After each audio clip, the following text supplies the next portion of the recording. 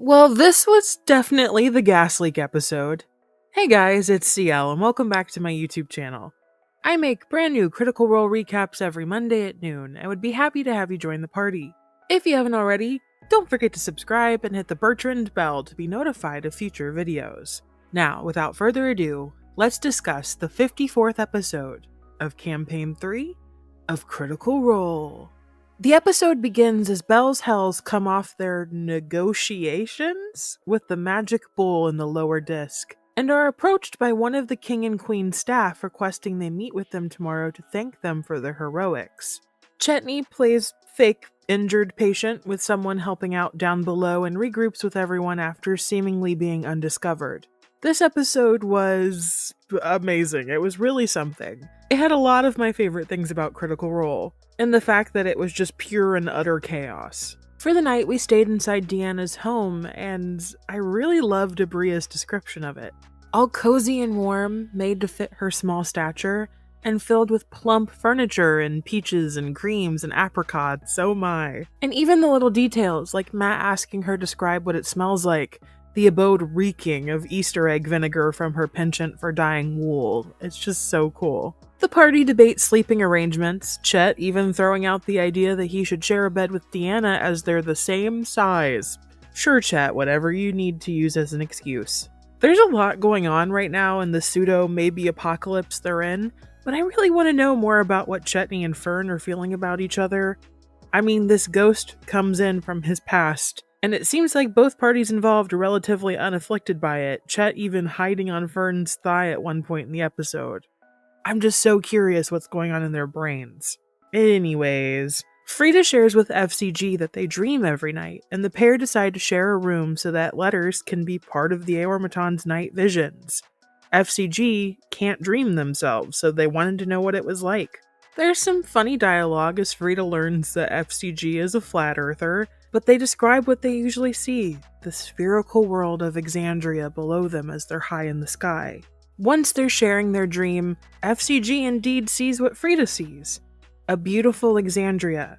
However, there's no Ruidus in the sky. And also, F.R.I.D.A isn't exactly F.R.I.D.A. Almost overlapping, the shape of a young child intersects with dream F.R.I.D.A, and it's hard to see what's going on. It's like a spectral boy, standing in the same space that they usually occupy. The bot says they remember protecting a young boy at one point in their life, but why would he be in their dream? A grim reminder of maybe what he failed? Or what I'm thinking is the boy's spirit somehow lives on within the body of F.R.I.D.A, and it could be why they can dream and letters can't.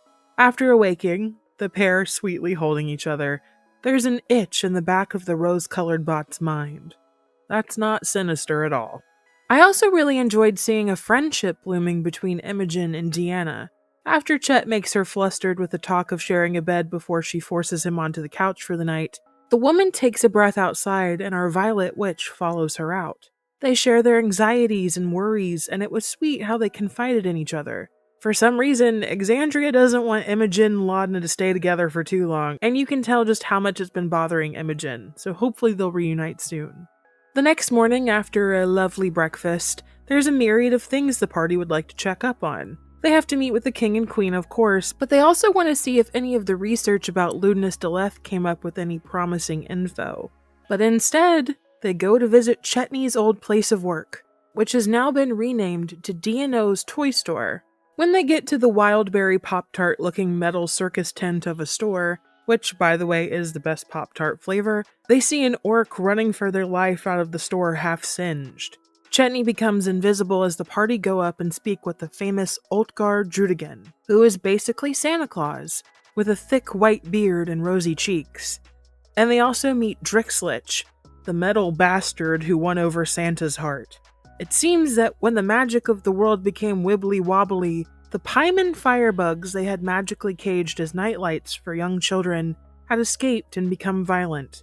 Also, a spell that Drixlich, or as he is more commonly known as Dixlick, had cast on their friendly worm mascot on their poster had faded, and just like the Grinch, he grew 3 sizes overnight.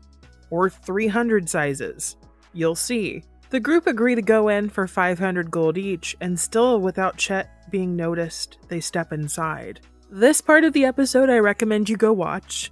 It had a lot of amazing Santa puns, and Chetney's disdain for the store is hilarious, and also Fern using a snare spell as a butterfly net was awesome. After handling the firebugs, they find the weird worm has turned into a giant, horrifying bug creature called a crascalid, and it can grab things and grapple things. It wasn't going good, and Fern ends up polymorphing it back into its baby form and tries to release it back into the wild, where it chases her back into the city and the glass blades have to kill it for her. Inside, however, they find Dick Slicks is a shady mother effer.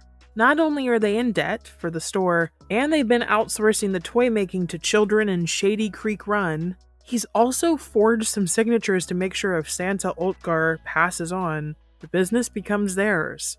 Yeah, screw this guy.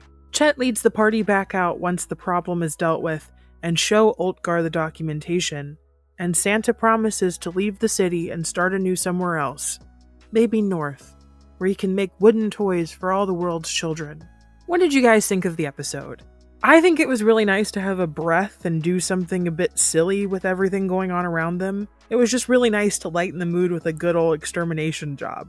I also wanted to point out Christian keeps wearing green and pink to represent F.R.I.D.A, and I really respect the devotion. Do you think maybe when we meet with the king and queen, we'll learn anything about what's going on outside Uthadurn? The world has kind of lost all of its communication, so would royalty have like a bandwidth to garner any of that information? Also, in the comments below last week, a lot of you were speculating the split was so that Marisha could focus on Creator Clash and her upcoming match. I actually agree, but I just wanted to say I miss her, Liam, and Tal at the table, and hope they're enjoying some of this free time, and I wish Marisha the best of luck in her fight. Let me know in your comments what your favorite Pop-Tart flavor is. Don't forget to like the video and subscribe, and check out my other recaps of Campaign 3 if you need to get caught up on my channel. Thank you so much for watching. Stay safe out there. Good day, my friends.